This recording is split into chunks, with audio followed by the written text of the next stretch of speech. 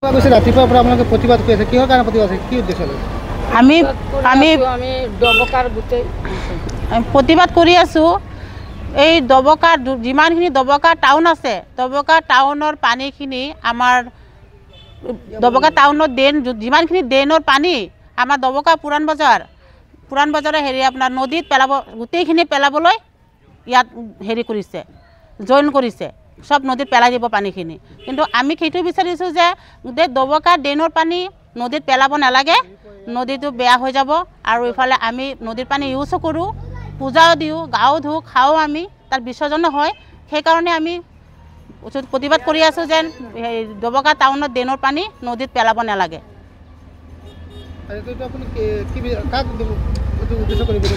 আমি ডিচি ছাৰক কৈছোঁ, আমাৰ মুখ্যমন্ত্ৰী ছাৰকো কৈছোঁ, অনুৰোধ জনাইছোঁ, ছাৰ আপুনি তদন্ত কৰি চাওক, আপোনালোকে আমাৰ ডিচি ছাৰ আহক, চাওক যে গোটেই ড্ৰেইনৰ পানীখিনি যদি নদীত পেলায় আমাৰ ৰাইজৰ অসুবিধা আছে। আৰু পূজা চূজা সব দিয়ে, গোটেই মানুহে খায়, আপুনি অলপমান চাই যাওক, আপুনি এইটো চাই দিয়ক।